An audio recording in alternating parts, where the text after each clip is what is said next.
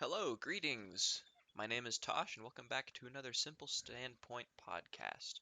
Today, we're going to be privileged to go over some theories, specifically theories of behavior. And I will be talking a little bit about one of the best of the best of the best, the theory of Ross Greene, collaborative and proactive solutions. So, um, in my studies, I've found that there are a few main components of the theory of collaborative and proactive solutions.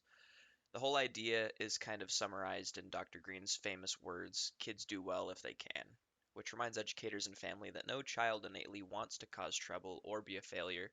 They instead want to achieve as much as they are capable of doing.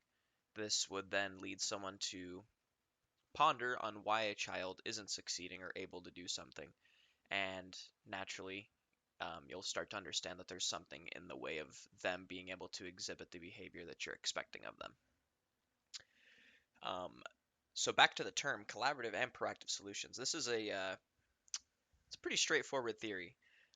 We can choose, instead of focusing on the behavior of a child that is unexpected, we focus on trying to find solutions that fix the problems that lead to that behavior. So instead of viewing the behavior as the problem itself, we view whatever conditions are causing that behavior to be the problem, because for the majority of our lives, our behavior is a reaction to something. It's not just something that happens. We do it as a reaction to a circumstance in our lives. So those are the first couple main components. Another component, as we dive into the word by word analysis of this theory, is collaboration. And I think that collaboration is uh, critical, it's key. The theory shows that the key to collaborative and proactive solutions is to have collaboration between the educators, with the child that is exhibiting this behavior that's unexpected, and it can also include the family. It aims to not focus on the behavior, but instead focus on what can be changed, and collaborating with um, families and with the child itself to get a better gauge of what's going on is really critical to this theory, because if you're not able to dive deeper, and I guess I can explain now, the reason that there's a picture of an iceberg on here is because that shows really well the whole idea of collaborative and proactive solutions. You're diving below the surface level problem that you can see and into what is the actual problem. You're seeing the majority of what's going on. So as you collaborate with families, educators, the child, and as you try to come up with these solutions on your own as well, work together, you'll be able to dive naturally and see all of that iceberg below. The next word in the theory is proactive, and proactivity leads to results. It's easier to be on top of a situation than it is to play catch up. To be in crisis management is a lot better than being in, or excuse me, to be in crisis prevention is a lot better than being in crisis management. The time that educators spend is critical, and so having more time to figure out what you're able to do is more beneficial to the situation than anything that you would have to play catch up on. It's similar to a college student who is well behind on homework and has to do 5 or 6 assignments in one day, and that is stressful for that person. It's stressful for anyone that might be working alongside them, and it's the exact same situation for individuals who are trying to work with collaborative and proactive solutions. If they get ahead of it, if they're making plans ahead of time, then it'll be easier to maintain the expectations instead of trying to de escalate and bring the situation back to something that you're hoping it can be. The model also has empirical data, so that's kind of the gist of the theory itself. As of course, solutions is critical to the whole idea of the theory, is to find solutions to the problems that cause children to not be able to do as well as they want, because children always do well if they want. They always want to, excuse me. They always will do well if they can.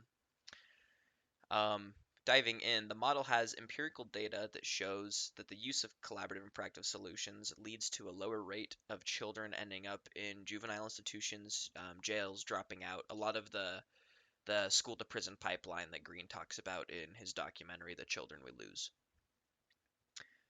It's super critical to understand this too, because when you're seeing a person as a person instead of a behavior, they're immediately going to feel more loved. And when you start to understand the problems in their life or the obstacles in their life that prohibit them from doing what they truly want to, they'll feel more cared for and they'll feel more at home. That's just a natural um, result of being a human, really. Finally, it's worth noting that this idea is the same for kids whose behavior stems from cultural marginalization.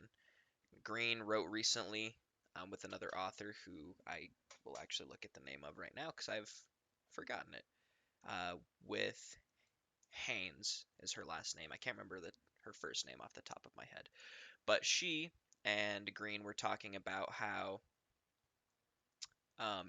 this is just as applicable to people who have been marginalized, whether they come from a different cultural background, if they're black and brown teens, if they're Latinos, they speak a different language. The use of collaborative and proactive solutions is the exact same for them because, in the same way that a child might have an emotional need, or they are struggling with something, some sort of disability, or um, really whatever it might be that prohibits their ability to progress in the way that we want them to. It's the same for kids who are underrepresented. They might not speak the language well, and that's always going to be a major obstacle. Likewise, anyone who does not feel like they're valued or thinks that they can't achieve anything because they don't see themselves in the world around them, like they don't see successful examples of people from their background, they are naturally not going to want to, well, they're not going to think that they're capable. And so it's important that we use collaborative and proactive solutions to better understand the way that they feel and to help them pass that obstacle in their life to see that, you know what, no, you can actually achieve anything that you want to achieve. There's no reason to not believe in yourself. So those are the main components of the theory. I wanted to give some specific examples of the theory so that people who are still trying to learn about this actually have a place that they can refer to and see that this is how it would look in a school setting. So the first example is that at the beginning of a year, an 8-year-old student flips over his desk when he is asked to read in front of the class. Instead of feeding off of that energy or reacting to it, the teacher chooses to proactively assess the situation and let it de escalate before trying to fix the situation. The teacher takes time to talk to the boy. They try to focus on what they're able to do together. The teacher focuses on how the student felt, what might have caused the reaction, and learns that the student actually has dyslexia and struggles to read. So the thought of needing to read in front of his peers put him over the edge and made him feel uncomfortable to where he didn't feel welcome. The teacher then would make adjustments to the future classroom agenda and expectations, would understand that that's an obstacle for the student and be able to help him with his further education throughout the rest of the year. The next example is a Latino 14-year-old chooses to skip class frequently. His history teacher, instead of punishing him, giving him detention or whatever it might be, not allowing him to turn in his assignments because he wasn't there for it, asks him what he can do to help the student. He then learns that the boy sees no point in school because he'll, quote, in his words, just end up like his parents and be stuck in low income jobs to survive. And he thinks that it's his destiny. The teacher creates a plan to help him see that through schooling and self-belief, he can truly achieve whatever he wants despite being underrepresented. The teacher takes time to make sure that the student feels seen, and I think that that's a really critical piece, is that the student feels like they are seen. They aren't just in someone else's shadow, they're not in another culture's shadow. They have their own capabilities and they have the potential to become so much. From there, the teacher might start researching. He might try to figure out what interests this 14-year-old boy, and then he'll try to find people from the Latino cultural background that matches this individual, and try to show him that this is someone from your background with the same interest as you succeeding. And from there, the teacher is able to be a role model and once again make him feel like he's seen. That's so critical. Being understood is the key focus of this theory. And so whenever a student feels like they're seen and understood by their teacher, they're more inclined to work alongside them. A third example would be a 5-year-old boy who, when he's triggered by something, frequently hits his classmates. When a normal teacher would put this kindergartner in timeout, the assistant in the class chooses to take time to see how the child feels, and that allows her to be there to support this boy. They go on a little walk, they get some water, and the boy no longer feels scared and can continue to learn in class. Just taking little bits of time, understanding that the child actually was triggered by something. He didn't just choose to hit one of his classmates because he wanted to hit his classmate. He did it likely as a flight or fight reaction. He did it so that he could try to get what he wants. And the child, of course, is in the process of learning that when you hit, you're not actually going to get what you want. But the teacher takes time to help him understand that if he calms down, if he relaxes, he'll be able to move forward. And by taking those few minutes, the boy is able to focus better in class. A fourth example is a 10-year-old girl who repeatedly says mean things to her classmates. Instead of getting after her, the teacher chooses to talk to the family and administration, not as a way of tattletaling or getting the girl in trouble, but to better understand the girl. And this teacher learns from the girl's parents that she struggles with managing her stress and anger, but she tries to keep it in. On some days, those negative emotions flow out through rude comments to her acquaintances. The teacher now has skills and support from the family, and I might also add the trust because she's communicating with this family and showing that she's interested in the well-being of their daughter. Um, and with these skills, she's able to create a natural and healthy environment where the girl has opportunities to filter out her emotions. She gives her the chance and opportunity to de-escalate herself, to filter out those emotions and do something for her so that she is able to better focus in class and create better relationships with her peers. The final example that I have is a young boy in preschool that runs out of class frequently. This teacher makes sure that the boy is safe, but instead of punishing him, he chooses to talk about what makes the little boy run. The boy mentions being scared and missing his family, and the teacher learns from later contact with administration that the boy shows signs of separation anxiety and worries about his family a lot. This opens the door for the teacher to sympathize with the boy, understanding all he may need to know is that his family loves him and is safe, which allows him to better focus during his learning times. So this could be exhibited through teacher behavior by allowing the student to, say, call his mom or read a note from home just to assure himself that his family's safe, to know that everything's okay. And if a 2-minute conversation with his mom is going to help him focus well for the rest of the day, then there's no reason that the teacher shouldn't do that. 2 minutes of at-home comfort from home, is well worth allowing the student to focus for the next few hours. And that is the last example that I have. But as you go through all of these examples of the theory and practice, you can really see a trend where a teacher, instead of reacting to a behavior, chooses instead to not to react, but to be proactive in trying to see what's causing that behavior. And it takes a lot of maturity from a teacher, from any educator, to do that as well, because when situations get difficult, it's easy to feed into that. So I think one critical piece of this theory that isn't necessarily touched on too much, but should be touched on more, is the necessity for teachers to be able to control their emotions, to keep a calm demeanor, and that just by the order of things is going to help them in helping their students the most. So that's kind of the main gist of the collaborative and proactive solutions theory. I wanted to also add in from some of my colleagues who have studied some other people over this same period. And I wanted to briefly touch on some of the ideas of these theories and explain how I relate to them, what I think of them. And then finally, we'll wrap up by talking about Greene's theory and how that connects with me. So, one of my colleagues talked about Skinner and his operant conditioning theory. So one thing that stands out to me immediately about this theory is that Skinner talks about positive reinforcement and negative reinforcement, positive punishment and negative punishment. And the way that these are best explained is that reinforcement is rewarding and punishment is obviously punishment. When it's positive, something is being added in, and when it's negative, something's being taken away. An example of positive punishment would be giving a child extra homework, whereas a form of negative punishment would be taking away their recess.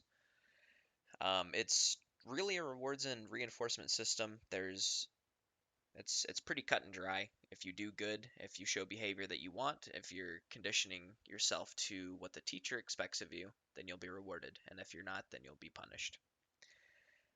I personally, while I think that there's some value in this, every child needs reinforcement and every child needs to understand that expectations are there to hopefully be met. I don't like the manner in which this theory is spoken of all that much. I don't like the term conditioning because it makes it feel like the teacher is stagnant, whereas all the children are supposed to live up to the teacher's expectations, and if they don't, then it's all the student's fault. And I know that that's not necessarily like the whole gist of the theory either, but that's just how I feel about it. There definitely are some valuable takeaways from this, and having some sort of system that allows rewards is important, but we need to also remember that punishment is not the way to helping a child fix their unexpected behavior. The next theory is William Glasser's choice theory, which his belief is that motivation or behavior is motivated by a quest to fulfill five certain motivators or pieces. And those five are to belong and love, to be powerful, to have fun, to be free, and to survive. And all behavior is based off of these five. It's caused by these five. And then the behaviors are also exhibited through acting, thinking, feeling, and physiology. So those are the influencers. I actually really like this theory, and although it's not necessarily an educational theory, I think that it's really beneficial. Um, if you understand that these five motivators are the five motivators behind all behavior, then when a child does something, you immediately can react and try to figure out what might be causing that. If a child runs out, is it motivated by them wanting to be free, them wanting to survive, or something else that they want to feel like they have power? And doing that can help you start to process where a child's at and break down into what you're able to do to help them. The next theory is Rudolf Dreikер's theory. He talks about how misbehavior is critical to meeting basic needs. He mentions attention, power, and revenge, avoidance of feeling, and he also believes that punishment is not effective. So this, when he defines misbehavior, I assume that he's speaking of unexpected behavior. Um, we act unexpectedly whenever we have to meet certain needs that aren't being met. And that's completely true. That is backed up scientifically. When you look at any organism, they have certain reactions to things, fight or flight, as I've already said once over the course of this podcast. But we react because we are being defensive of ourselves. Our first priority is making sure that our needs are met on the hierarchy of needs, things that are going to keep us safe, keep us going. The last theory that I was introduced to is Alfie Kohn's theory of student-directed learning, where students can make decisions and take control of their learning.